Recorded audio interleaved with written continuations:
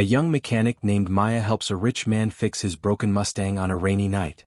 When he sees her special ring, he discovers her father was killed for his invention. Together, they seek justice against the powerful man responsible. Before watching full video, comment below from where you watching. Also like and subscribe for more stories. The rain fell hard that evening, splattering against the cracked windshield of Maya's old truck. At just 12 years old, she shouldn't have been driving, but emergencies changed the rules. Her mother lay shivering in the passenger seat, her face pale with fever. The medication was in Maya's pocket, medicine they couldn't afford but desperately needed.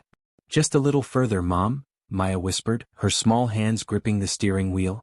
The wipers struggled against the downpour, and she could barely see the rural road ahead. That's when the engine sputtered and died. "No, no, please," Maya begged, turning the key again and again. Nothing happened. They were stranded in the middle of nowhere, miles from their tiny home, with night approaching and her mother growing weaker by the minute. Maya climbed out into the rain, popping the hood of the ancient truck. She knew engines. Her father had taught her before he died last year. Since then, she'd become the mechanic of their small family, fixing whatever broke because they couldn't afford repairs. But this looked serious, something she couldn't fix without parts. Through the curtain of rain, Maya spotted headlights in the distance. A sleek, cherry-red Mustang approached, its engine purring like a satisfied cat. It slowed beside their truck, and the window rolled down to reveal a man in an expensive suit. "Car trouble?" he asked, his voice carrying the confidence of someone who'd never worried about money. "Yes, sir," Maya replied, rain dripping from her hair. "My mom's sick. We need to get home." The man frowned, looking at the small girl standing in the rain. "Where are your parents? You shouldn't be out alone." "My mom's in the truck. She has pneumonia. My dad's gone." Maya's voice didn't waver. She'd grown used to explaining their situation to confused adults. The man stepped out, unconcerned about his tailored suit getting wet. "I'm Richard Blackwood," he said, extending his hand. "Let me take a look." As they walked to Maya's truck, the man's Mustang suddenly made a strange noise and jerked to a stop. "That doesn't sound good," Maya said, forgetting her own troubles for a moment. Richard tapped his steering wheel in frustration. "Perfect timing. I was heading to an important meeting." Maya peered into his engine. "Your timing belt slipped. I can fix that." Richard laughed. "No offense, kid, but this is a classic '67 Mustang. Professional mechanics charge me a fortune to touch it." Maya didn't argue. She simply reached into the engine with practiced hands. "My dad restored cars. He taught me everything." Her small fingers moved with surprising confidence through the complicated machinery. Within minutes, she had identified the problem. "You need to tighten this bracket here and adjust the tension," she explained. "Do you have a toolkit?" Impressed but skeptical, Richard retrieved his emergency toolkit from his trunk. Maya quickly selected the tools she needed and set to work. Her movements were precise, each adjustment made with care. While she worked, Richard checked on her mother. The woman was burning with fever, her breathing labored. "Your daughter is quite remarkable," he told her. "Maya's all I have," the woman whispered. "Since her father died, she's kept us going. She's too young for such responsibility, but sometimes life doesn't give us choices," Richard finished quietly. 20 minutes later, Maya closed the Mustang's hood. "Try it now." Richard started the engine, which roared to life, running smoother than before.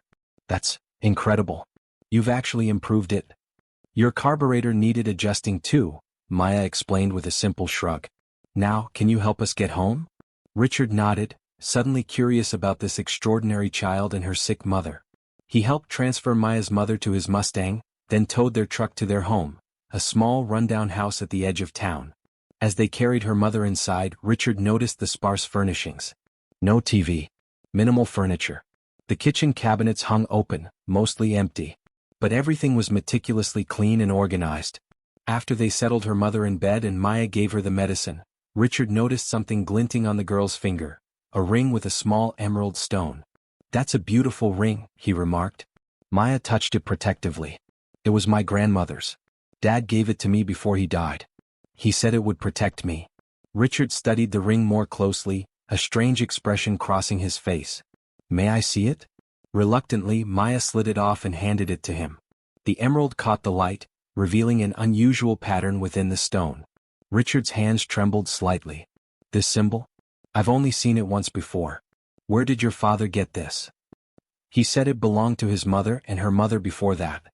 It's been in our family for generations. What was your father's name? Richard asked, his voice oddly tight. Thomas. Thomas Lawrence. Richard sank into a chair, his face pale. Thomas Lawrence was your father? Maya nodded, confused by the stranger's reaction. Did you know him? I knew of him, Richard said carefully. He was a brilliant engineer. He designed an engine prototype that could revolutionize fuel efficiency. The company I work for, Blackwood Industries, was in negotiations to buy his design. Dad was always working on something in his workshop, Maya said. He was excited about a big project before the accident. Richard's expression darkened. What accident? His car crashed on Highway 16. The police said the brakes failed. Richard was silent for a long moment. Maya, I need to tell you something. My father owns Blackwood Industries. When your father refused to sell his prototype, claiming he wanted to make it available to everyone, not just the wealthy, my father was furious. Maya's eyes widened. What are you saying? I found documents. Richard continued, his voice dropping to a whisper. I think my father may have been involved in what happened to yours. I've been trying to prove it, but the evidence disappeared. The room grew very quiet, with only the sound of rain against the windows. That's why I recognized this ring, Richard said, carefully returning it to Maya. It was in a photo in my father's private safe, along with your father's original designs. Maya's hand closed around the ring, her young face hardening with a maturity beyond her years. He murdered my father for an engine design? I can't prove it yet, Richard said. But I'm trying. That's where I was heading tonight, to meet someone who had evidence. Maya looked at her sleeping mother, then back at Richard. We've been struggling since Dad died. Mom got sick because we couldn't afford heat last winter. And the man who did this has been living in luxury? I'm sorry, Richard said, and he meant it. I only discovered this recently. I've been trying to make it right. Maya slipped the ring back on her finger. What happens now?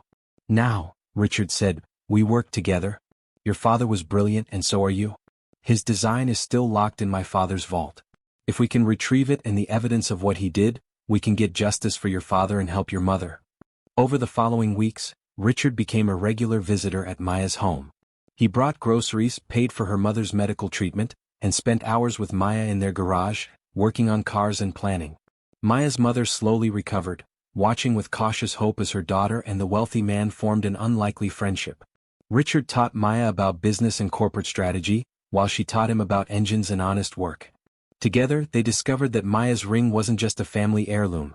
It contained a microchip with her father's complete engine design and evidence of Gerald Blackwood's crimes.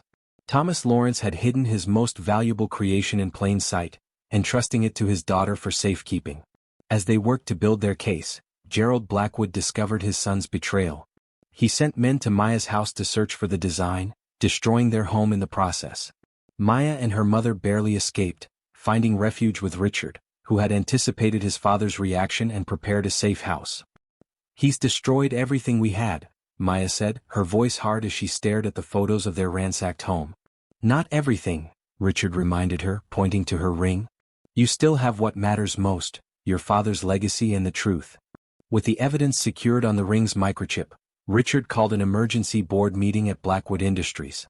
Gerald Blackwood arrived, confident in his power, only to find his son standing beside Maya, projecting the contents of the microchip onto the boardroom wall. The board members watched in stunned silence as documents revealed Gerald's involvement in Thomas Lawrence's death, followed by the revolutionary engine design that could have changed the world.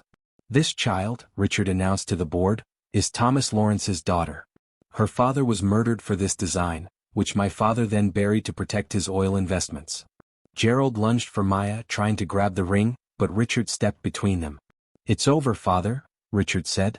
The police are on their way, and the design has already been submitted to the patent office, in Maya's name. Gerald's face contorted with rage. You would betray your own family for this nobody? Maya stepped forward, looking the powerful man directly in the eyes.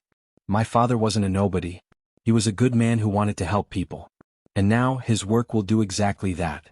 The revenge Maya sought wasn't just seeing Gerald Blackwood led away in handcuffs, though that did happen. It was watching as Richard, now acting CEO, implemented her father's design, creating affordable, efficient engines that would help families like hers around the world. 1 year later, Maya stood beside Richard at the grand opening of the Lawrence Engineering Center, a state-of-the-art facility that would train underprivileged children in engineering and design. Your father would be proud, Richard told her as they watched children filing into the new building. Maya touched the emerald ring still on her finger. He wanted his work to help everyone, not just the rich. Now it will. Her mother, healthy again and employed as an administrator at the new center, joined them. Thomas always said Maya would change the world someday. Richard smiled. He was right about that. And about so much more. As the three of them walked toward the center, Maya noticed the cherry-red Mustang parked nearby, the same one she'd fixed in the rain a year ago. But now it had a new engine, the first production model of her father's design. It runs better than ever, Richard told her, tossing her the keys. I thought you might want to take it for a spin when you're old enough. Maya caught the keys, feeling their weight in her palm. This wasn't just revenge against the man who had destroyed her family. It was reclaiming her father's legacy and building something new from the wreckage, something that would help other families like hers. The poor little girl who once helped a millionaire fix his Mustang had found justice, honored her father and changed the world, all because of the ring on her finger and the knowledge in her heart. I'll take good care of it, she promised, looking not just at the car, but at everything it represented, her father's dream finally realized. Richard nodded, understanding the deeper meaning in her words. I know you will, Maya. I know you will.